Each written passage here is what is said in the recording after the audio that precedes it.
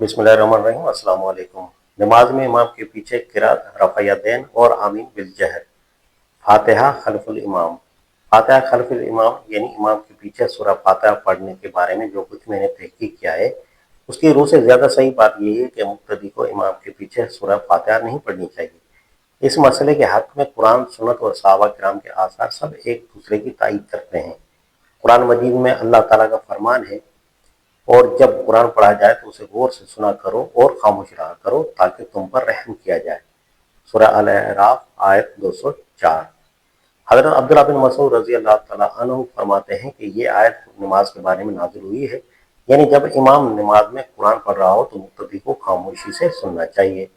हज़रत अब्दुल्लाह बिन मुबारक रहमतुल्लाह ने फरमाया है कि ये आयत जमात की नमाज के मुतल्लिक़ है, और सल्फ़ पहले ज़माने के उलमा और बुज़ुर्ग का ख्याल था कि जो शख्स इमाम के पीछे कुरान पढ़ता है वो गुनाह का मुर्तकब होता है। नबी करीम सल्लल्लाहु अलैहि वसल्लम से भी ये बात साबित है कि आप सल्लल्लाहु अलैहि वसल्लम ने सख्ती के साथ लोगों को इमाम के पीछे सूरह फातिहा पढ़ने से रोका है। एक रवायत के मुताबिक हज़रत अबू हुरैरा रज़ी अल्लाह अन्हु बयान करते हैं कि रसूलुल्लाह सल्लल्लाहु अलैहि वसल्लम ने एक नमाज पढ़ाई जिसमें आप सल्लल्लाहु अलैहि वसल्लम ने बुलंद आवाज़ से कुरान पढ़ा। नमाज के बाद आपने पूछा, क्या तुम में से किसी ने अभी मेरे साथ कुरान पढ़ा है? एक शख्स ने कहा, जी हाँ मैंने। तो आप सल्लल्लाहु अलैहि वसल्लम ने फरमाया, मुझे क्या हुआ है कि लोग मेरे साथ कुरान में झगड़ते हैं, यानी मेरे साथ मिलाकर पढ़ते हैं। इस वाक़े के बाद सहाबा किराम जब भी रसूलुल्लाह सल्लल्लाहु अलैहि वसल्लम के बुलंद आवाज़ से कुरान पढ़ते तो वो खामोश हो जाते और साथ नहीं पढ़ते।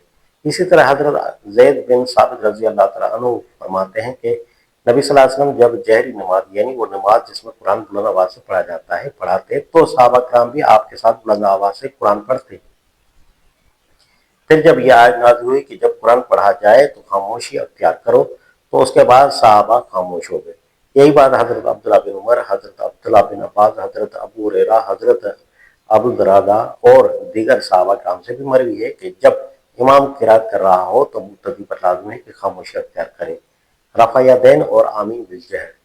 नंबर 2, रफ़ा यदीन और आमीन बिलजहर के फ़ैल और तर्क पर दोनों की तायद में दलाइल मुझको तकरीबन मुतसाविल वज़न नज़र आते हैं, इसलिए जो इन अफ़आल को करता है वो भी हदीस की खिलाफवर्जी नहीं कर रहा है, और जो उन्हें तर्क करता है उसे भी मुखालफत हदीस का इल्ज़ाम नहीं दिया जा सकता।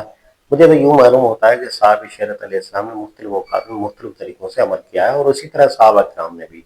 अब एक शख्स जिस तरीके की पैरवी करता है वो साहब शरीयत ही का मतबा है, और कोई वजह नहीं कि उसे गैरियत और नफ़रत की निगाह से देखा जाए, या उसे अपने ही पसंदीदा तरीके की तरफ तशद्दुद से खींचा जाए। हाथ उठाना या न उठाना और आमीन ज़ोर से कहना या आहिस्ता कहना कोई ऐसी अहमियत नहीं रखता कि एक का इल्ज़ाम और दूसरे के तर्क का एहतमाम किया जाए। रफ़ा दीन की फ़ुक़ही हैसियत।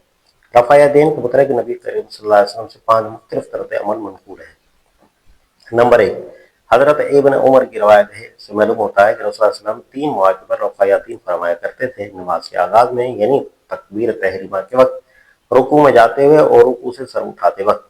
2, हज़रत मालिक बिन हवेरस की रवायत में सिर्फ 2 मौक़े का ज़िक्र है, नमाज शुरू करते वक़्त और रुकू में जाते वक़्त। नंबर 3, हज़रत अब्दुल्लाह बिन अब्बास की रवायत में सिर्फ एक मौक़े पर रफ़ा दीन का ज़िक्र है, यानी नमाज शुरू करते वक़्त।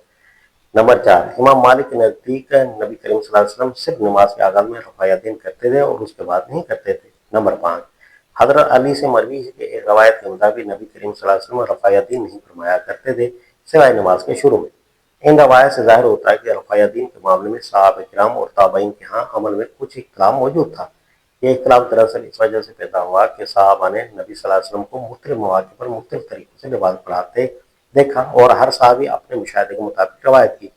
किसी सहाबी ने 3 मौक़े देखे, किसी ने 2, किसी ने सिर्फ 1, और बाद ने बाद के मौक़े को तर्क करने का मुशाहिदा किया। इससे एक अहम उसूल वाज़ेह होता है कि जब नबी सल्लल्लाहु अलैहि वसल्लम से एक से ज़्यादा तरीके मनक़ूल हों तो उनमें से हर एक तरीका दुरुस्त और काबिल कबूल है, बशर्ते कि वो सही सनद के साथ साबित हो। यही वजह है कि आइम्मा मुज्तहिदीन ने रफ़ा दीन के मुख्तलिफ अक़वाल अख्तियार किए। इमाम शाफ़िई और इमाम अहमद के नज़दीक 3 मौक़े पर रफ़ा दीन करना सुन्नत है। इमाम अबू हनीफ़ा और इमाम मालिक के नज़दीक सिर्फ नमाज के आगाज़ में रफ़ा दीन किया जाए। ये सब अक़वाल सही अहादीस पर मबनी है, इसलिए इनमें से किसी एक को अख्तियार करना बिदअत या गलती नहीं। अलबत्ता जिस तरीके पर किसी का दिल मुतमईन हो वही अख्तियार करे और दूसरे के अमल को गलत या नाकाबिल कबूल न समझे। आमीन बिलजहर।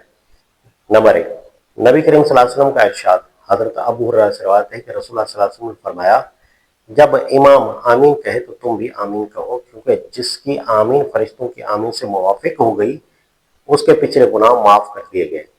صحیح بخاری۔ ابن شہاب کہتے ہیں کہ رسول کریم صلی اللہ علیہ وسلم بھی آمین فرمایا کرتے تھے۔ نمبر 2، صحابہ کرام کا عمل۔ امام بخاری نے اسی باب میں عطا کا قول نقل کیا ہے۔ آمین ایک دعا ہے۔ ابن زبیر نے جب آمین کہی تو ان کے پیچھے نمازیوں نے اتنی بلند آواز سے آمین کہی کہ مسجد گونج اٹھی۔ حضرت ابو ہریرہ امام کو کہتے ہیں مجھے آمین کہنا نہ بھلا دینا۔ نافع کہتے ہیں کہ ابن عمر آمین کو ترک نہیں کرتے تھے بلکہ دوسروں کو بھی اس کا حکم دیتے تھے۔ نمبر 3، فرشتوں کی آمین سے موافقت۔ حضرت ابو ہریرہ روایت کرتے ہیں کہ رسول اللہ صلی اللہ علیہ وسلم نے فرمایا جب تم میں سے کوئی آمین کہتا ہے اور فرشتے آسمان میں آمین کہتے ہیں اور اگر دونوں کی آمین ایک وقت پر ہو جائے تو اس کے ساتھ گناہ معاف کر دیے جاتے ہیں۔ صحیح مسلم۔ نمبر 4، قرأت کے بعد آمین۔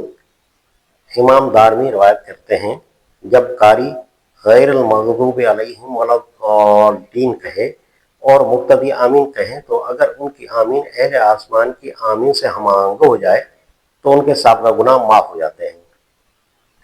نمبر 5، جہری آمین پر صریح روایت۔ حضرت ابو ہریرہ سے روایت ہے کہ رسول اللہ صلی اللہ علیہ وسلم نے فرمایا جب امام غیر المغضوب علیہم ولا الضالین کہے تو تم آمین کہو، جس کی آمین فرشتوں کی آمین سے ہم آہنگ ہو جائے تو اس کے گناہ معاف ہو جاتے ہیں۔ صحیح بخاری، صحیح مسلم۔ نمبر 6، جہری آمین کی عملی مثال۔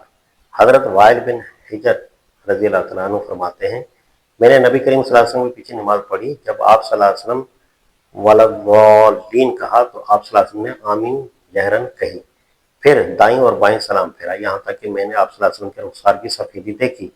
نمبر 7، پہلی صف تک آواز پہنچنا۔ ابو ہریرہ سے مروی ہے رسول اللہ صلی اللہ علیہ وسلم نے اتنی بلند آواز سے آمین کہتے کہ پہلی صف والے سن لیتے۔ آمین کو ترک کرنے پر افسوس۔ حضرت ابو ہریرہ رضی اللہ تعالیٰ عنہ کا بیان ہے لوگوں نے آمین کہنا چھوڑ دیا، حالانکہ رسول اللہ صلی اللہ علیہ وسلم آمین اتنی آواز سے کہتے کہ مسجد گونج اٹھتی تھی۔ نمبر 9، آمین دعا کی مہر ہے۔ ابو زیر نمیری روایت کرتے ہیں کہ رسول اللہ صلی اللہ علیہ وسلم نے فرمایا اگر کوئی دعا مانگے اور اسے آمین سے ختم کرے تو گویا اس نے صحیفے پر مہر لگا دی، دعا ضرور قبول ہوتی ہے۔ نمبر 10، حضرت وائل بن حجر کی روایت ہے عبد الجبار بن وائل اپنے والد سے روایت کرتے ہیں میں نے نبی کریم صلی اللہ علیہ وسلم کے پیچھے نماز پڑھی، جب آپ صلی اللہ علیہ وسلم والضالین کہا تو میں نے آپ صلی اللہ علیہ وسلم کو آمین کہتے سنا، کیونکہ میں آپ صلی اللہ علیہ وسلم کے بالکل پیچھے تھا۔ 11، ابو ہریرہ کی ابتدا میں نماز نعیم المجمر بیان کرتے ہیں میں نے ابو ہریرہ کے پیچھے نماز پڑھی، انہوں نے جہرن بسم اللہ الرحمن الرحیم پڑھی، پھر جب والضالین کہا تو آمین کہی اور مقتدی نے بھی آمین کہی۔ 12، آمین کہنے والے کا اجر۔ حضرت ابو ہریرہ رضی اللہ تعالیٰ عنہ روایت کرتے ہیں جب امام والضالین کہے تو آمین کہو، کیونکہ امام فرشتے اور مقتدی سب آمین کہتے ہیں، اگر کسی کی آمین فرشتوں کی آمین سے مل جائے تو سب کے گناہ معاف کر دیے جاتے ہیں۔ 13، حسد کی سب سے بڑی وجہ۔ حضرت ابن عباس اور حضرت عائشہ سے مروی ہے یہود تمہارے کسی عمل پر اتنا حسد نہیں کرے جتنا آمین پر کرتے ہیں، لہذا آمین زیادہ کہا کرو۔ 14، آمین کے انداز پر روایت۔ جہری آمین۔ وائل بن حجر کی روایت کے مطابق رسول اللہ صلی اللہ علیہ وسلم نے آمین بلند آواز سے کہی اور آواز کو لمبا کیا۔ آہستہ آمین۔ دوسری روایت میں ہے کہ آپ صلی اللہ علیہ وسلم نے آمین آہستہ کہی۔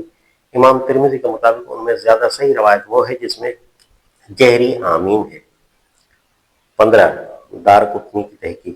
دارقطنی نے آمین بالجہر کے تمام پہلوؤں پر مختلف روایات کو جمع کر کے یہ نتیجہ نکالا کہ سفیان ثوری اور محمد بن سلمہ وغیرہ کی روایت کے مطابق رسول اللہ صلی اللہ علیہ وسلم نے آمین بلند آواز سے کہی، یہی زیادہ صحیح ہے۔